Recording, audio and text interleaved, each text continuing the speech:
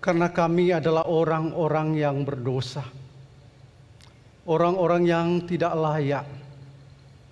Kami membutuhkan kehadiran-Mu di dalam hidup kami. Kami membutuhkan kehadiran-Mu di dalam hati kami. Kami membutuhkan Engkau untuk menebus segala dosa-dosa kami. Terima kasih ya Tuhan untuk kehadiran-Mu. Engkau mau datang ke dalam dunia, menjadi manusia untuk menyelamatkan kami. Di malam Natal ini ya Tuhan, kami hendak merenungkan firman Tuhan. Kiranya Tuhan memberkati kami melalui firman Tuhan pada malam hari ini. Biarlah sungguh meneguhkan, sungguh menguatkan kami, dan sungguh membawa hati kami tertuju dan terarah kepada firman-Mu. Di dalam nama Tuhan Yesus kami berdoa. Amin. Shalom. Kita sungguh mengucap syukur untuk anugerah Tuhan bahwa tahun ini kita bisa merayakan Natal jauh lebih baik dari tahun-tahun sebelumnya. Kiranya Natal kali ini membawa suatu sukacita yang luar biasa bagi kita dan juga bagi keluarga kita. Saudara-saudara yang dikasihi Tuhan, hari ini kita berada di satu era yang dinamakan era pasca modern. Sebelumnya kita melewati suatu era modern yang ditandai dengan kemajuan ilmu pengetahuan dan teknologi. Nah, saat memasuki awal era modern, ada sejenis utopia dari masyarakat pada waktu itu. Mereka mengatakan bahwa ilmu pengetahuan dan teknologi adalah suatu solusi dari setiap permasalahan di dalam kehidupan manusia. Nah, kita tahu konteks pada waktu itu manusia mengalami berbagai masalah, ada peperangan, ada kelaparan, dan ada berbagai masalah yang terjadi di era sebelum modern. Dan ketika memasuki era modern, mereka membayangkan bahwa solusi terbaik dari setiap masalah yang ada di dalam dunia ini yaitu ilmu pengetahuan dan teknologi, saudara. Karena bagi mereka bahwa ketika memasuki era modern, maka itu kehidupan manusia akan lebih ideal, lebih sejahtera, lebih baik. Namun saudara, pada kenyataan sampai pada hari ini di zaman pasca modern, kita melihat bahwa ilmu pengetahuan dan teknologi tidak dapat menyelesaikan masalah-masalah yang terjadi di dalam dunia ini. Semakin canggih teknologi, semakin hebat orang memiliki pengetahuan, maka kita juga melihat bahwa masalah-masalah di bidang teknologi itu juga semakin canggih. Kejahatan demi kejahatan terjadi, saudara. Kita tahu bersama ketika ilmu kedokteran itu semakin meningkat, dan kita tahu bahwa hari ini juga bahwa penyakit-penyakit juga semakin banyak. Kita tahu bagaimana teknologi dalam pertanian itu semakin canggih. Tetapi masalah-masalah di dalam lingkungan alam sekitar kita itu semakin banyak, saudara. Nah, kita melihat bahwa ternyata ilmu pengetahuan dan teknologi itu bukan satu-satunya yang menyelesaikan masalah-masalah di dalam dunia ini. Ilmu pengetahuan dan teknologi itu penting dan sangat bermanfaat bagi kita. Namun iptek tidak menjadi satu-satunya solusi dari masalah-masalah yang ada di dalam kehidupan manusia.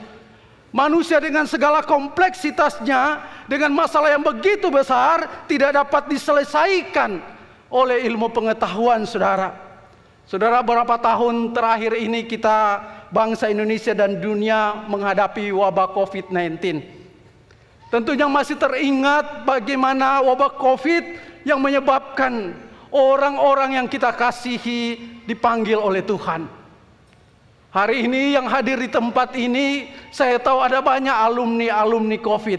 Saya juga alumni COVID, saudara. Jadi saya masih bisa berbangga, saudara, ya. Bisa melewati maksudnya.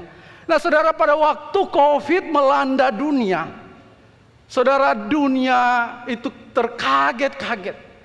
Ilmu pengetahuan dan teknologi tidak sanggup, tidak berdaya melawan COVID-19 ini. Saudara, ketika masa COVID, saya banyak mengurus, saudara, berkaitan dengan oksigen, untuk membantu jemaat dan masyarakat. Saudara, ketika kehabisan oksigen, saudara, ada yang telepon kepada saya. Dia telepon, "Pak, ada oksigen. Papa saya, mama saya membutuhkan oksigen, tetapi tidak ada oksigen." Saudara, dengan meneteskan air mata saya katakan, saya tidak bisa membantu. Dan semua tidak bisa membantu, saudara. Ketika melihat hal ini, maka kita melihat bahwa manusia dengan segala keterbatasannya, manusia tidak berdaya menghadapi COVID-19, menghadapi penyakit. Saudara, akhir-akhir ini, saudara, di dunia dan juga di Indonesia menghadapi bencana-bencana alam yang luar biasa. Ada bencana banjir, ada tanah longsor, ada gempa bumi yang mengorbankan banyak jiwa. Saudara, ketika bencana-bencana itu menimpa kita, saudara, apakah kita dapat melakukan apapun? Saudara, kita tidak dapat melakukan apapun. Ini menunjukkan bahwa manusia di dalam segala kepintarannya, di dalam segala kehebatannya, tentunya ada batasnya. Saudara, berapa waktu yang lalu Presiden Jokowi dan juga Menteri Keuangan mengatakan bahwa tahun 2023 kita akan memasuki satu era yang gelap dalam hal ekonomi. Saudara, ketika mendengar apa yang disampaikan oleh Presiden dan juga Menteri Keuangan, tentunya mulai ada kegentaran, ada ketakutan. Belum lagi ada yang memprediksi bahwa tahun 2023 ada bencana yang akan lebih besar yang akan datang. Ada penyakit yang baru yang akan muncul. Nah, saudara, ketika kita mendengar berita-berita seperti demikian, saudara, tentunya kita mulai khawatir, mulai takut, mulai cemas. Dan saudara, kalau sudah sampai seperti itu, kita akan mengatakan bahwa kita akan menghadapi hal-hal yang sulit, di mana kita tidak berdaya. Kita akan mengatakan bahwa masalah penyakit, masalah bencana alam, dan masalah-masalah yang lain itu adalah masalah yang paling besar di dalam kehidupan kita manusia. Tapi saudara, tahukah saudara, ada masalah yang lebih besar dari sekedar COVID. Ada masalah yang lebih besar dari sekedar ekonomi. Ada masalah yang lebih besar dari sekedar bencana-bencana alam yang terjadi dan yang akan menimpa kita, saudara. Tahukah saudara, masalah apa yang begitu besar itu? Masalah yang bisa mengganggu, saudara, relasi kita dengan sesama. Masalah yang bisa mengganggu, mempengaruhi kita dalam menggunakan ilmu pengetahuan dan teknologi. Masalah yang membuat relasi suami dan istri itu bisa bermasalah. Relasi antara anak dan orang tua dan anak. Itu bisa mempengaruhi, saudara.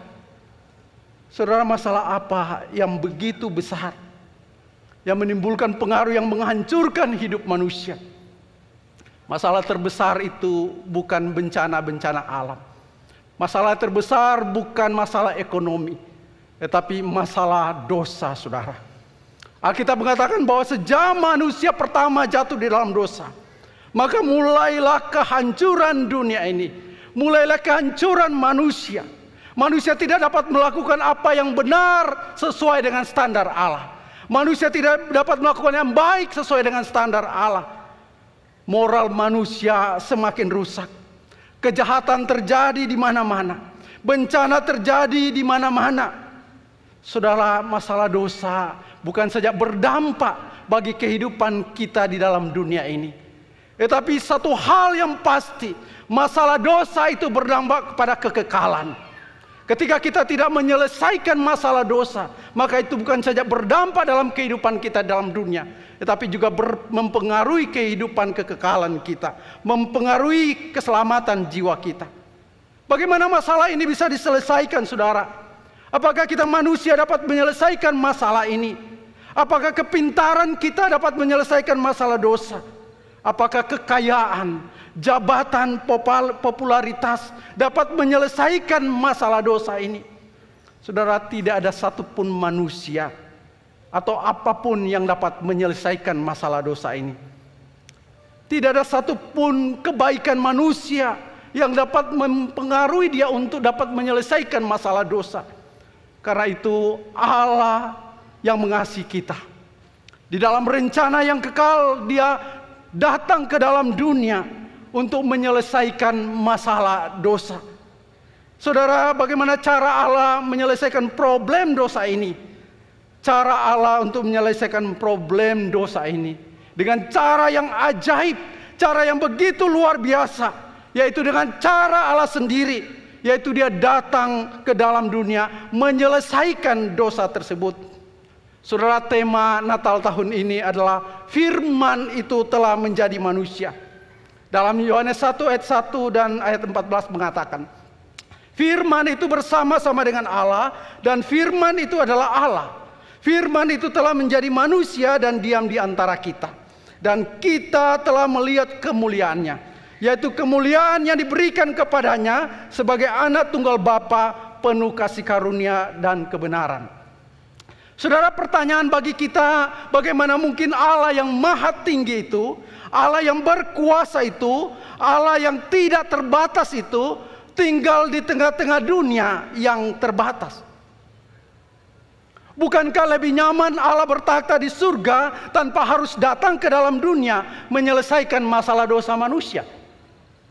Bukankah tanpa harus menjadi manusia, Allah dapat menyelesaikan masalah dosa manusia? Bukankah Allah dari surga bisa melakukan segala sesuatu tanpa harus datang ke dalam dunia ini? Saudara, jawabannya yaitu dalam Yohanes 3 ayat 16. Dikatakan, karena begitu besar kasih Allah akan dunia ini, sehingga ia telah mengaruniakan anaknya yang tunggal, supaya setiap orang yang percaya kepadanya tidak binasa, melainkan beroleh hidup yang kekal.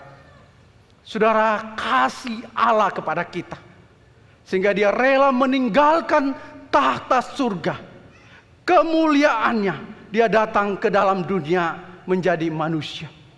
Karena dia melihat manusia yang sudah diambang kebinasaan. Karena itu dia mau datang ke dalam dunia untuk menyelamatkan manusia. Saudara, saya mengenal seorang wanita, seorang putri.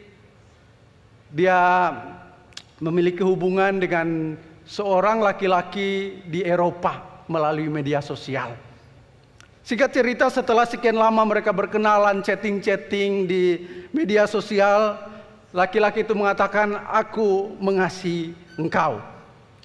Wanita ini kaget dan dia mengatakan, bagaimana mungkin engkau mengatakan mengasihi, tetapi kita hanya berhubungan melalui media sosial? Kalau engkau benar-benar mengasihi saya, datanglah ke Indonesia, kita bertemu, baru saya akan membalas cintamu. Saudara, singkat cerita, laki-laki ini dia datang, dia terbang dari Eropa ke Indonesia. Dia bertemu dengan wanita ini. Setelah sekian lama mereka bersama-sama berkenalan, bercerita, lalu laki-laki ini mengungkapkan cinta dan diterima oleh wanita ini. Saudara-saudara yang kasih Tuhan, laki-laki ini rela mengorbankan waktunya, mengorbankan uang, mengorbankan segala sesuatu karena dia mengasihi wanita ini. Saudara, kalau kita mengasihi seseorang, maka kita tidak cukup mengatakan aku mencintaimu, I love you. Tetapi ada satu tindakan nyata. Bagaimana mungkin kita mengatakan cinta tetapi tidak pernah bertemu, tidak pernah memahami perasaan dari orang yang kita kasihi, tidak pernah memahami penderitaan atau pergumulan orang yang kita kasihi. Tetapi kalau kita mengatakan kita mencintai seseorang, maka kita harus memiliki hubungan yang dekat, hubungan yang akrab. Kita bisa memahami, mengenal, baru kita dapat mengatakan kita mencintai. Tentunya di dalam mencintai ada pengorbanan yang dilakukan. Saudara, kasih Allah yang begitu besar kepada manusia yang berdosa menggerakkan hatinya untuk datang ke dalam dunia. Kasihnya kepada manusia menyebabkan dia meninggalkan surga yang mulia, surga yang indah, dan dia tinggal di tengah-tengah dunia yang cemar, dunia yang berdosa ini. Saudara, apakah Allah bisa melakukan hal yang lain untuk menyelamatkan manusia ini kasih? Allah bisa saja mengutus malaikat, saudara, untuk datang ke dalam dunia, untuk menyelesaikan problem dosa manusia. Dia bisa saja memakai cara lain untuk dapat menyelesaikan masalah dosa saudara dan saya. Tetapi ia memiliki cara sendiri untuk menyelesaikan masalah dosa saya dan saudara. Dia datang ke dalam dunia. Dia tinggal bersama-sama dengan manusia. Dia menghambakan diri serendah-rendahnya. Dia hidup di tengah-tengah manusia yang cemar oleh karena dosa. Karena dia mengasihi kita manusia. Alkitab mengatakan bahwa Kristus datang ke dalam dunia menjadi manusia agar dia dapat merasakan penderitaan kita. Dia dapat merasakan kelemahan kita.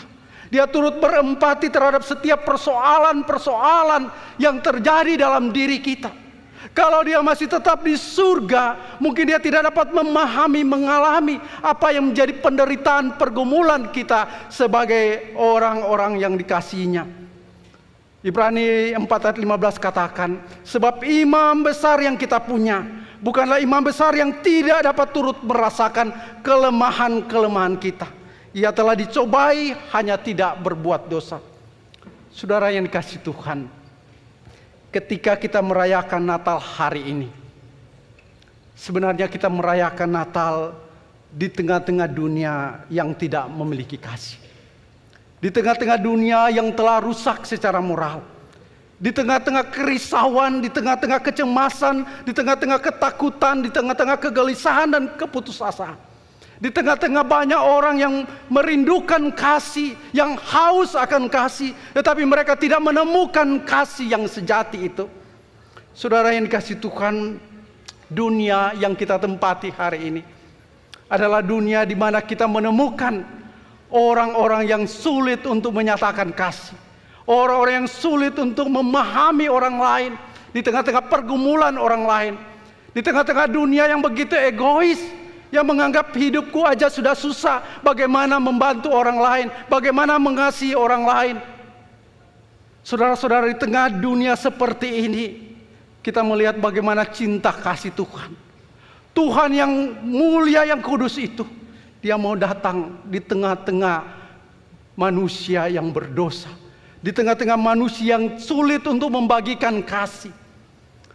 Di tengah-tengah kondisi seperti ini, saya mengajak kembali kita merenungkan cinta kasih Tuhan yang sejati. Di tengah-tengah dunia yang sudah kehilangan kasih ini, yaitu kasih Allah. Saudara, mungkin Anda bertanya, bagaimanakah kasih Allah dinyatakan di tengah dunia yang penuh bencana? Di tengah-tengah dunia yang penuh penderitaan ini. Saudara, justru di saat-saat seperti inilah kita perlu meresapi akan kasih Allah bagi kita. Ketika kita dapat mengalami kasih Allah, merasakan kasih Allah, barulah kita dapat membagikan kasih bagi orang lain. Ketika kita tidak pernah memahami, tidak pernah mengalami kasih Allah di dalam hidup kita, tidak mungkin kita dapat memberikan kasih bagi orang lain. Saudara-saudara yang kasih Tuhan, di tengah-tengah dunia yang penuh dosa, di tengah-tengah dunia yang moralnya rusak ini, di tengah-tengah orang-orang yang hatinya telah keras oleh dosa, Kristus mau datang. Dia ingin melembutkan hati dari setiap orang-orang yang berdosa, yang hatinya telah beku oleh dosa. Namun pertanyaannya, tahukah saudara bahwa Kristus telah tinggal dan telah ada bersama-sama dengan kita di dunia ini? Tahukah saudara bahwa Kristus datang ke dalam dunia untuk menyelesaikan masalah dosa saudara? Tahukah saudara bahwa Kristus datang di tengah-tengah kita untuk menyelamatkan kita, untuk membebaskan kita dari kungkungan dosa, serta dampak-dampak dosa dalam kehidupan kita. Yohanes 1 ayat 10 mengatakan, Ia telah ada di dalam dunia, dan dunia dijadikan olehnya, tetapi dunia tidak mengenalnya. Saudara, bukankah ini sesuatu yang ironis? Tuhan yang menciptakan langit dan bumi, yang menciptakan kita, Dia telah bersama-sama dengan kita, Dia telah memperkenalkan diri bagi kita. Namun kita manusia yang adalah ciptaannya tidak mengenal pencipta kita. Mengapa manusia tidak mengenal penciptanya? Karena hati manusia telah dibutakan oleh dosa. Dosa telah membutakan hati manusia sehingga manusia sulit untuk melihat terang Tuhan. Dan kita tahu ketika manusia telah hidup dalam dosa, manusia yang hatinya telah dibutakan oleh dosa, maka dia akan sulit melihat kebenaran. Dia akan sulit melihat terang. Saudara, itulah yang terjadi bagi kita hari ini. Hati manusia yang telah dibutakan oleh dosa itu tidak mengenal penciptanya, tidak mengenal sang firman itu. Allah yang tidak terbatas itu telah datang membatasi dirinya agar supaya manusia di dalam segala kekurangannya, kelemahannya bisa mengenal Dia. Dia tinggal bersama-sama dengan manusia, tetapi manusia tidak mengenalnya. Saudara, itu respon pertama dari manusia ketika Kristus datang di tengah-tengah dunia ini. Respon kedua di dalam ayat 11 dikatakan, Ia datang kepada milik kepunyaannya, tetapi orang-orang kepunyaannya itu tidak menerimanya. Saudara, sangat wajar kalau kita mengenal seseorang, kalau kita tidak mengenal seseorang, lalu kita tidak menerima seseorang tersebut. Tetapi ada sesuatu yang salah, saudara, jikalau kita mengenal seseorang, tetapi kita tidak mau menerima orang tersebut. Firman Tuhan mengatakan Yesus, Dia telah ada bersama-sama dengan kita. Ia datang kepada milik kepunyaannya, yaitu kita sendiri, tetapi orang kepunyaannya itu tidak menerimanya. Saudara, kata tidak menerima artinya menolak, tidak mau tahu, cuek, tidak peduli, saudara. Saudara, kita tahu bahwa sejak Tuhan Yesus Dia datang ke dalam dunia, pada saat Maria dan Yusuf, Maria sedang mengandung, mereka datang ke Bethlehem untuk sensus, saudara. Pada saat itu Maria sedang mengandung besar. Dia mencari tempat penginapan. Tidak ada tempat penginapan bagi Yesus, bagi Maria dan Yusuf. Padahal Yesus sudah mau lahir hari itu.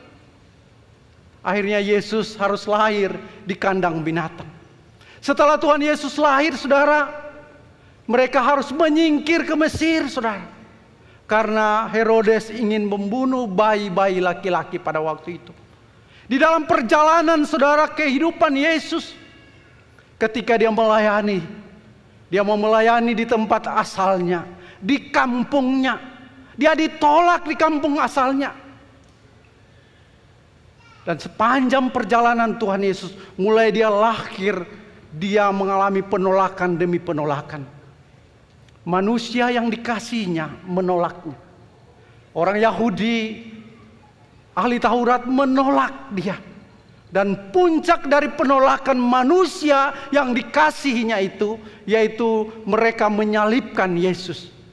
Yesus harus mati di kayu salib. Dan yang menyalibkan itu adalah manusia yang dikasihinya. Yang menyalibkan adalah manusia yang Dia sendiri mau datang kepada manusia itu, tetapi manusia tidak menerimanya. Saudara-saudara yang kasih Tuhan, Ratu Inggris memiliki kebiasaan, pada Ratu Inggris Victoria, saudara, memiliki kebiasaan setiap musim dingin selalu menginap di Balmoral Castle di Skotlandia. Nah, ketika Ratu Victoria ini selalu, kalau ada waktu-waktu senggang, dia selalu pergi keluar meninggalkan istananya. Dia selalu memakai pakaian yang biasa, bahkan pakaian yang lusuh. Nah, satu waktu dia sedang berjalan-jalan, dia bertemu dengan anak seorang gembala yang menggembalakan domba. Dia mendekati domba-domba yang ada. Anak penggembala ini mengatakan, "Hai wanita dungu dan bodoh, kenapa kamu di situ?" Saudara, anak gembala ini tidak tahu bahwa itu sang ratu. Pengawalnya datang kepada anak gembala itu dan mengatakan, "Itu ratu." Anak gembala lain mengatakan, ratu seperti itu. Saya tidak percaya itu adalah ratu. Ratu pakaian compang-camping seperti itu. Saudara-saudara yang kasih Tuhan, wajar saudara anak gembala itu tidak menghormati sang ratu. Karena dia tidak mengenal sang ratu. Dia tidak tahu bahwa itu ratu. Tetapi saudara, ketika Kristus datang ke dalam dunia ini, dia memperkenalkan diri dengan begitu jelas. Alkitab mengatakan bahwa dia memperkenalkan diri bahwa dia adalah anak Allah itu. Dia telah datang ke dalam dunia. Tetapi orang-orang yang dikasihinya itu menolaknya. Saudara, terkadang sikap anak gembala ini bisa saja menjadi sikap kita orang percaya kepada Tuhan Yesus. Saudara, kenapa saya katakan demikian? Karena sebagai orang percaya kita sebenarnya sudah mengenal Kristus. Setiap waktu kita diceritakan, kita dikhotbahkan tentang Kristus. Kita yang sudah dibaptis, kita sudah melewati pengajaran katekisasi dan kita sudah tahu apa misi Yesus datang ke dalam dunia, yaitu menyelamatkan kita. Kita sudah tahu bahwa Yesus datang ke dalam dunia karena dia mengasihi kita dan dia ingin kita diselamatkan. Namun respon kita kepada sang firman itu adalah kita tidak menerimanya. Kita menolaknya, kita tidak mau tahu dengan kasihnya pada kita. Padahal Kristus datang ke dalam dunia untuk menyelesaikan masalah terbesar di dalam kehidupan kita. Saudara, saya katakan di atas, masalah terbesar manusia bukanlah masalah ekonomi. Masalah terbesar manusia bukan bencana-bencana, bukan wabah penyakit. Tetapi masalah terbesar manusia adalah dosa itu sendiri. Dosa yang membelenggu kita. Dosa yang menyebabkan perilaku kita, sikap kita, dan mempengaruhi hubungan kita dengan orang lain, mempengaruhi hubungan kita dengan sesama, yang membuat kita tidak ada damai sejahtera. Kristus datang ke dalam dunia menjadi manusia untuk menyelesaikan problem dasar kita manusia, yaitu dosa. Saudara yang kasih Tuhan, Holman Hunt adalah seorang pelukis yang sangat terkenal. Salah satu lukisan yang dia lukis adalah Yesus berdiri mengetuk pintu sebuah rumah. Saudara, selesai karyanya, dia mengundang teman-temannya untuk menilai apa yang kurang dari lukisan ini. Saudara, semua teman-temannya mengatakan ini suatu lukisan yang begitu luar biasa. Ini suatu lukisan yang begitu agung. Tidak ada satupun kesalahan di lukisan ini. Tapi saudara, tiba-tiba salah satu temannya datang terlambat. Lalu dia memperhatikan gambar dari Han ini. Dia mengatakan ada satu hal yang salah dari gambar ini. Apa yang salah dari gambar ini? Yaitu tidak ada gagang membuka pintu. Saudara, Han menjawab kepada temannya ini, sobat, bila Kristus mengetuk pintu rumahmu, pintu itu hanya bisa dibuka dari dalam. Tuhan Yesus tidak pernah mendorong pintu, tetapi dia meminta orang yang rumah yang di tempat dia masuk harus membukanya. Saudara yang dikasihi Tuhan, Yesus selalu mau masuk di dalam pintu hatimu. Tetapi semua tergantung kepada kita sendiri. Apakah kita mau membuka pintu hati kita? Membuka diri kita? Apakah kita mau menerima dia masuk ke dalam hati kita atau tidak? Tuhan Yesus katakan, lihat, aku berdiri di depan pintu dan mengetuk. Jikalau ada orang yang mendengar suaraku dan membukakan pintu, aku mau masuk menemani dia, menemui dia, dan makan bersama-sama dengan dia, dan dia bersama-sama dengan aku. Saudara, banyak di antara kita mungkin telah mendengar, telah merasakan bagaimana Yesus mengetuk pintu hati kita. Sebagian dari kita mungkin telah membuka lebar-lebar pintu hati kita. Tetapi ada orang-orang tertentu, dia membuka pintu, tetapi dia tidak membuka lebar-lebar pintu hatinya kepada Yesus. Di dalam hatinya ada banyak bilik-bilik. Ada bilik utama yang ada dalam hatinya yang harusnya ditempati oleh Yesus. Tetapi itu bukan tempat Yesus berdiam. Bilik utamanya mungkin diisi oleh pekerjaannya. Mungkin diisi oleh uang. Mungkin diisi oleh ambisi-ambisinya. Diisi oleh hal-hal yang menurut dia itu yang paling baik. Dan Tuhan menempati tempat yang paling kecil, paling sempit di relung hatinya. Saudara yang dikasihi Tuhan, Tuhan Yesus selalu dan terus mengetuk pintu hati kita. Kalau ada yang membuka lebar, bersyukur ada yang membuka lebar.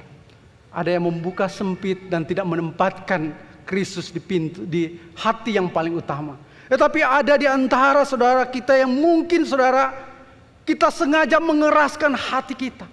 Kita telah mendengar bahwa Kristus telah mengetuk pintu hati kita. Kita tahu bahwa dia mau masuk dalam pintu hati kita. Tetapi kita menolaknya. Kita tidak mau tahu. Kita tidak menerima. Saudara, penolakan kita kepada Kristus tidak membuat kasih Kristus kepada kita itu berhenti. Kerasnya hati kita untuk menolak sang firman itu tidak membuat dia berhenti untuk mengetuk pintu hati kita. Oleh karena itu saudara, di malam Natal ini sekali lagi Tuhan Yesus mengetuk pintu hati kita. Dia mau masuk dalam hati kita. Dia ingin Anda menempatkan dia di posisi, di tempat, di bilik yang paling utama di dalam hati kita. Dia mau mengubah hidup kita. Hari ini mungkin ada yang datang dalam ketakutan, dalam kecemasan, dalam kekhawatiran. Mungkin ada yang datang dengan putus asa. Ada yang datang dengan satu kerinduan agar Tuhan mengasihinya. Karena dia tidak mendapatkan kasih dari keluarga. Dia tidak mendapatkan kasih dari orang lain. Atau mungkin ada yang datang hari ini dengan kecemaran dan dosa. Dia sudah tahu bahwa hidupnya telah melakukan dosa. Tetapi dia berusaha mengeraskan hati dan berpura-pura bahwa dia tidak berdosa.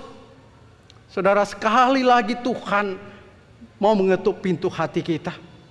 Biarlah saudara mempersilahkan Kristus masuk dalam hati saudara.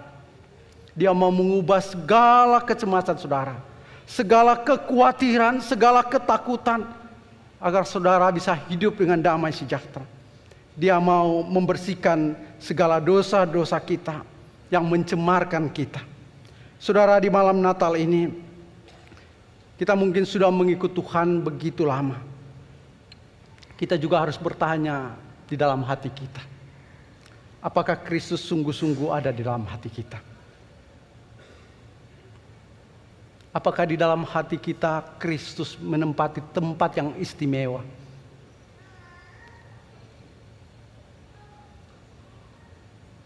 Atau mungkin kita merasa bahwa Kristus itu bukan hal yang terpenting dalam hidup saya. Ada hal yang lebih besar dari sekedar Kristus. Kalau hari ini ada di antara kita yang merasa bahwa Tuhan belum masuk di dalam hati kita. Kita mendengar Tuhan berbicara, Tuhan mengetuk pintu hati kita. Kita tahu dia akan mengubah hidup kita. Tetapi kita terus mengeraskan hati kita. Sekali lagi Tuhan mau mengetuk pintu hati saudara. Maukah saudara menerima dia untuk masuk di dalam hati saudara? Mari saudara, saya mengajak kita tundukkan kepala kita, berdoa di hadapan Tuhan. Saudara, ambil waktu sejenak di hadapan Tuhan. Renungkan kasih Tuhan buat saudara.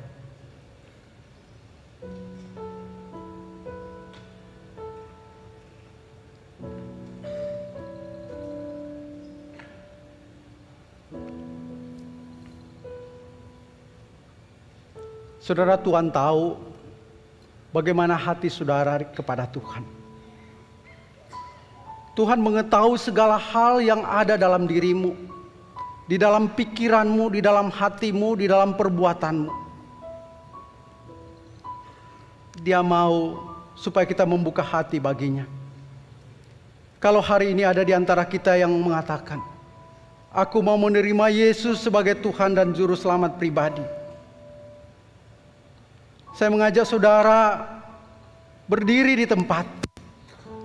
Apakah ada 1-2 orang yang mengatakan, Tuhan, aku adalah orang yang berdosa. Aku mau menerima Engkau sebagai Tuhan dan Juru Selamat pribadi saya. Silakan saudara berdiri di tempat.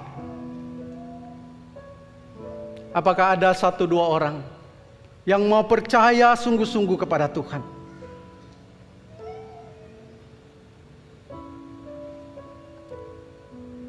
Apakah ada 1-2 orang? Saya mau berdoa buat saudara.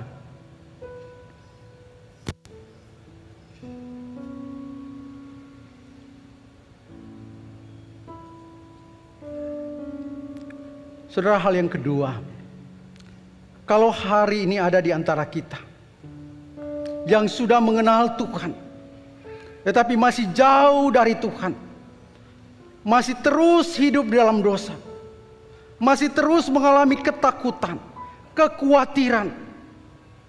Ada di antara kita yang mengalami berbagai masalah dalam hidup.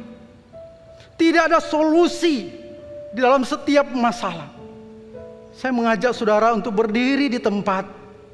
Saya mau berdoa buat saudara. Bukalah hati saudara untuk Kristus masuk di dalam hati saudara. Kristus mau mengubah hidup saudara. Silakan saudara berdiri di tempat. Masih ada lagi? Apakah ada di atas? Silakan berdiri. Saya mau berdoa buat saudara. Kiri kanan tidak usah menoleh ke kiri kanan. Ini adalah komitmen kita di hadapan Tuhan. Ini adalah pengakuan pribadi kita di hadapan Tuhan. Tuhan tahu apa yang menjadi pergumulan saudara. Tuhan tahu apa yang dosa-dosa yang saudara lakukan. Tuhan tahu masalah yang kau alami.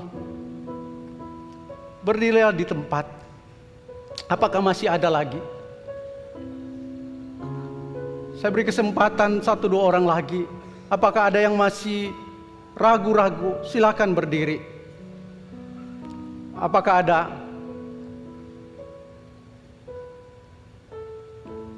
Baik, saya akan berdoa buat saudara. Terima kasih Tuhan untuk anak-anak-Mu. Mereka datang di hadapan Tuhan.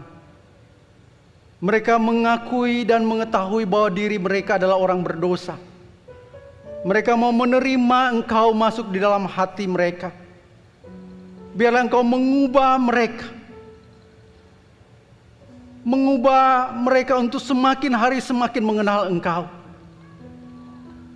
Mereka yang datang dengan berbagai pergumulan, berbagai masalah dalam hidup mereka. Biarlah ya Tuhan Engkau datang kepada mereka. Memberikan solusi. Memberikan jalan keluar. Biarlah Engkau menolong mereka untuk tetap ada damai sejahtera. Ada pengharapan di tengah-tengah pergumulan hidup mereka. Kami berdoa untuk setiap kami ya Tuhan. Kami yang sudah percaya kepada Tuhan. Berkati setiap kami. Agar kami sungguh-sungguh mentuhankan Kristus dalam kehidupan kami. Terima kasih Bapa di surga.